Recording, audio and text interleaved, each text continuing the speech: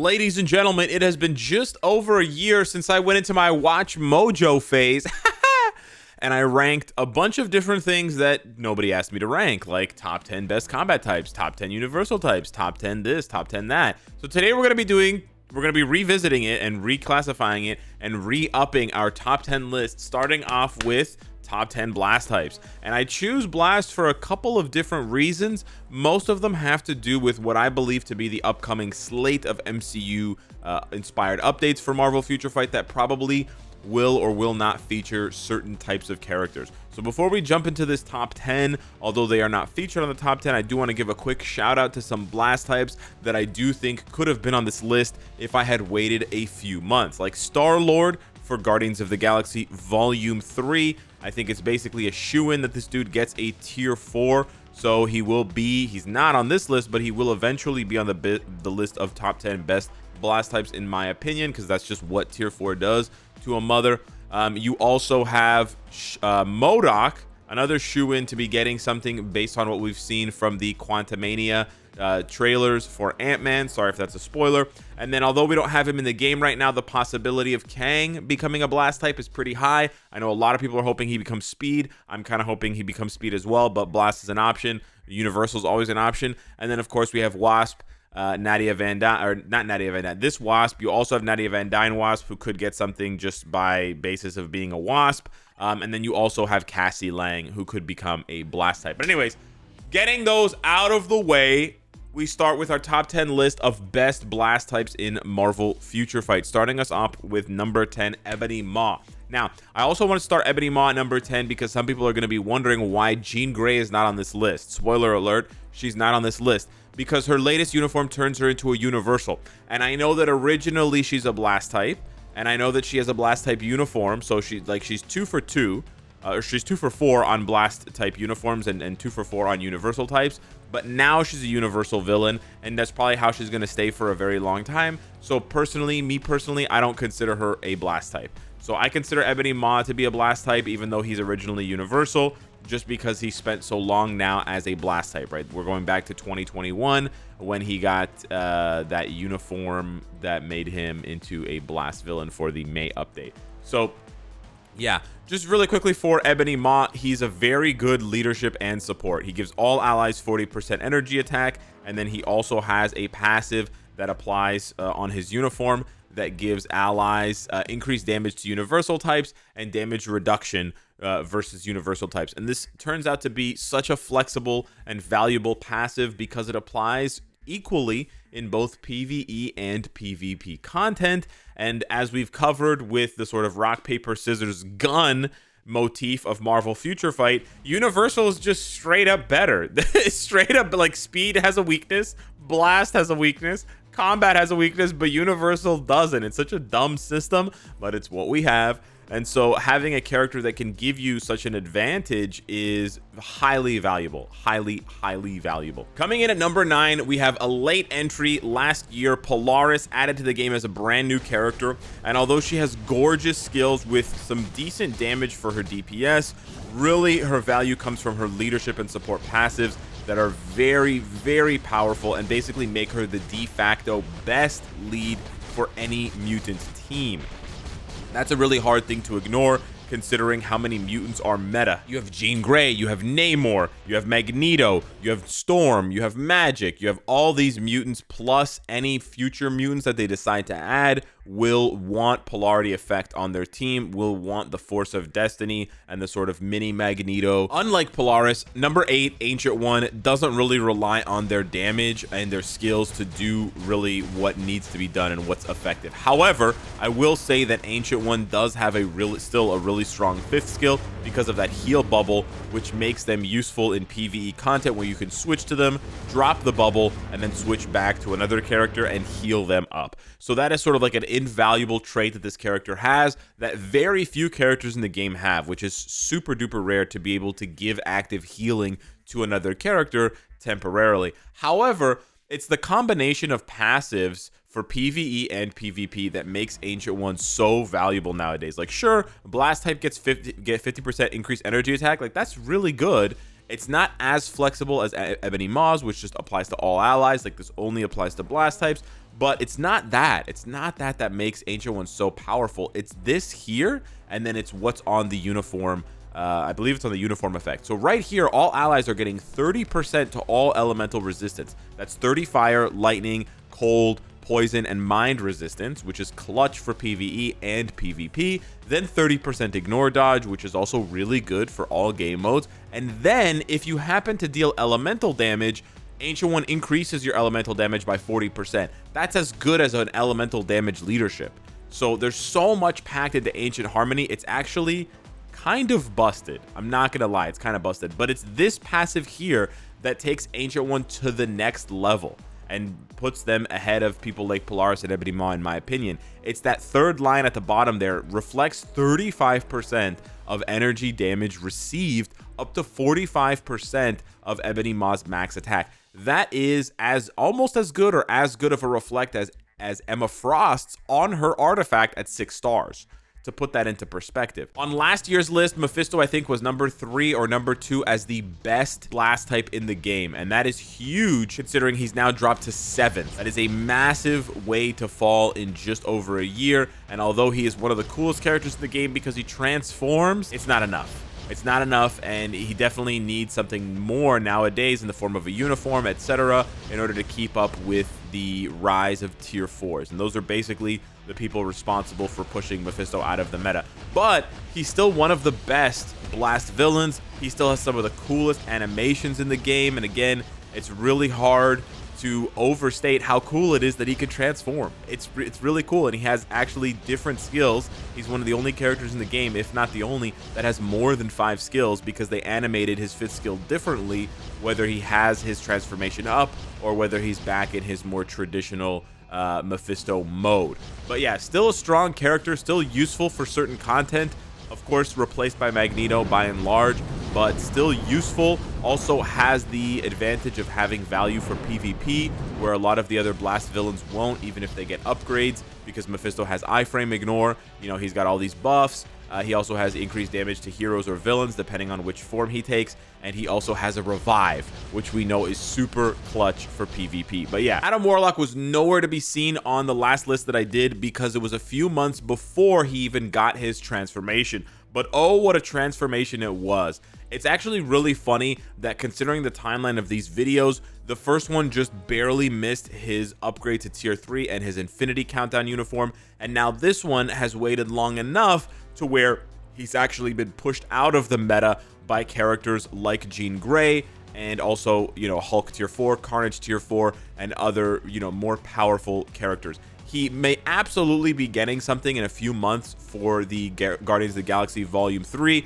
I find it hard to believe, on the other hand, that they're going to tier 4 2 blast types. Again, I think Star-Lord is a shoo-in. I think it would be impossible for him not to get a tier 4. But to see Adam also get a tier 4, I think might be a little unlikely, but I could be wrong. He might just get a uniform, or he might get both. Who knows? But if he does, no, not right now, Apache. Thank you, though. He'll be one of the best. He'll immediately vault up to the top if he were to get a tier 4, because this dude is absolutely busted. And it's only his lack of defense at HP and the fact that tier 4s are so tanky that's holding him back from being in the top 5 on this list, because he basically has it all, right? He's got insane skills. He's got insane passives. He's got, you know, 70% penetration as a passive effect with damage reduction. He's got all these different skills. He's got, of course, the insane revive. He's got the energy defense lead, which is honestly better than it sounds, but it's really Sacred Strike that makes him so busted, right? Counterattack, ignore iframe, remove active buffs and incapacitation with the heal, as well as removing his own debuffs. Like, this is an all-in-one skill, not to mention it also has insanely high burst damage. And funny enough, it's the skill that he's doing in his idle animation. His idle animation is doing his second skill, because he's basically telling you, like, I'm a one-trick pony, and this is the only trick that I need to basically obliterate teams. Getting into the top 5, we start off with Doctor Strange, and this one might be a little controversial, but I think he's still one of the best, or if not the best, tier 3 blast type for PvE content. And I'm not talking about tier 3 blast types that are level 80. I'm talking about the traditional level 70 tier 3 blast types. Doctor Strange is so powerful, such cool animations. You know, really, there's nothing bad about this character. He's easy to play. He can work with a proc, he can work with the CTP of Rage, and although I'm not showing you footage of this, everybody knows how broken he is for Dormammu GBR. I would not be surprised if, 10 years down the line when this game is long gone, the devs come out and say, you know what, we did trick you guys and we put in a hidden multiplier for Doctor Strange versus Dormammu GBR specifically to make him cracked. Because it's so thematically fitting that Doctor Strange would be super effective against Dormammu, and it just does not otherwise explain why he's so busted. He keeps up with tier 4s in terms of damage versus Dormammu. That's how strong he is.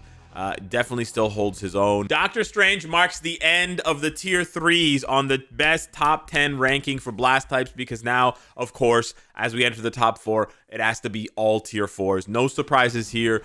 Being tier 4, getting to level 80 is the new, it's the new jazz, it's the new meta, it's whatever you want to call it, but it's the bee's knees, right? If you can get to tier 4, you immediately have a massive advantage over all other characters. And we start off with Magneto.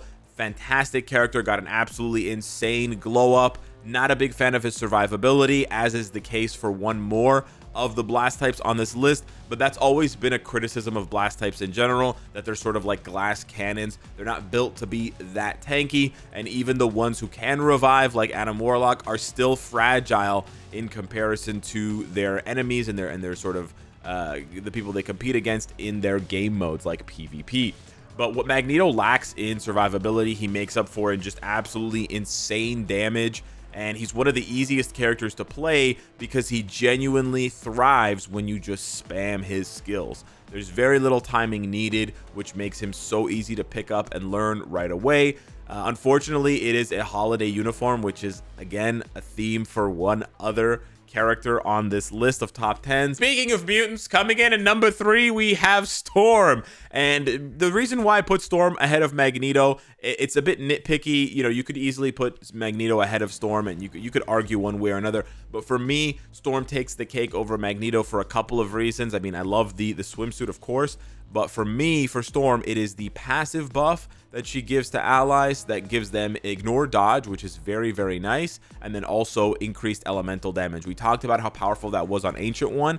It's basically being amplified here. 30% ignore dodge is nice, but then 55% elemental damage is nuts, right? It's very, very strong. She doesn't have an increased attack leadership for mutants the way that Magneto does, but for elemental types, honestly, her passive is better than Magneto's lead. So you have to consider that, especially considering two of the best mutants, Namor and Jean, also deal elemental damage. And the fact that Storm doesn't need to be in the lead means that you can also combo her for 3 character content like Farming Dispatch or Dimension Rifts or whatever, with characters like Thor, where she can buff his damage. So I just find the flexibility and the sort of the combo-ness of Storm a little bit better than Magneto's lead. I also think that her ability, being a bit more rare, having command ability for some of the World Boss Legend restrictions, is a little bit better. But in the same way as Magneto, she is a seasonal uniform, which is annoying for people who didn't pick it up, and she has lower than you'd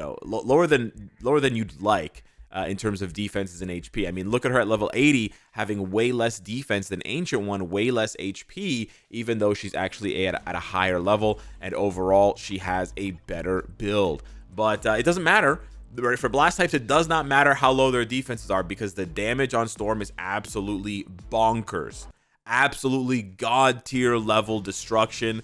They definitely finally got her right. Not in terms of the speed, but in terms of the damage, they finally got her right, because she basically rains down hell in the form of some of the highest damage in the game. Coming in at number 2, Blue Dragon. And although I have not tier 4'd 3 out of the 4 blast types, I do know enough to recognize greatness when I see it. And Blue Dragon basically combines a lot of what we've been saying about Magneto and Storm, with the added bonus of being way tankier than they are, and honestly being a massive outlier in the world of blast types, because Blue Dragon is so tanky defensively, such high defenses, damage reduction, healing, on top of the fact that she has super armor, all defense, guaranteed dodge.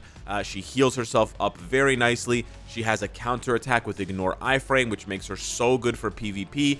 Not even to mention the fact that she has an insane self-buffing lead with debuff, which is great as a flex lead for PvE and PvP. She's basically like the most well-rounded character in the game in terms of everything she brings to the table, because she brings a leadership for herself and the Warriors of the Sky allies, which is perfect for PvE or PvP. So she brings the perfect leadership for herself and allies. She combos with her allies to the tune of being able to revive, which is insane value. And then she has some of the highest damage in the game.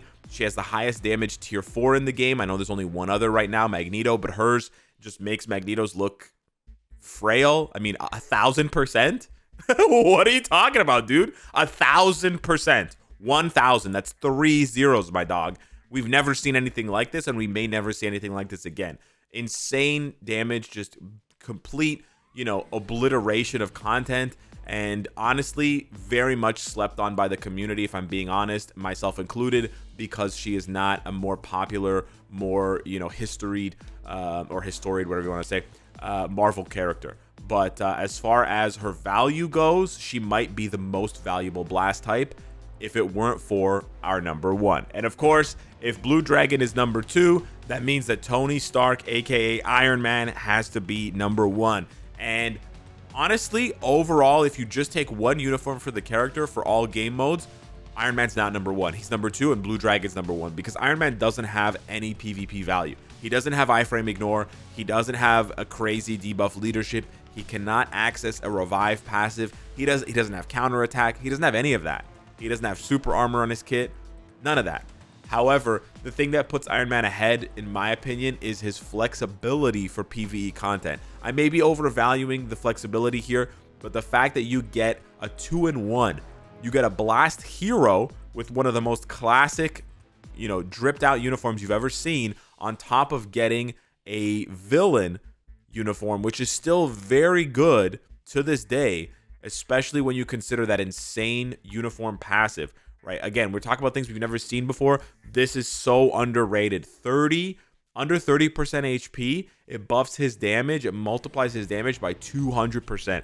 The numbers go off the charts when you get a boss below 30%. And we know the way that PvE is constructed, with so many bosses having revives, meaning you're going to be able to trigger this effect multiple times in a fight. I mean, just against Mephisto, you trigger it 3 times. You trigger it twice against Gore. It's just insanity how much value there is in this versus PvE content. Admittedly, no PvP value here for Iron Man, but I think his PvE potential and sort of his value in ABX, ABL, World Boss Legend, all this other GBR, I think that, to me, puts him squarely in the driver's seat for the number 1 spot. But that's my list of the top 10 best blast types in the game. What does your list look like? Hit me up in the comments down below. Let me know what you think. Thank you so much for watching. Smash the like button. Watch Mojo, Alex, and I'll see you in the next one. Take care.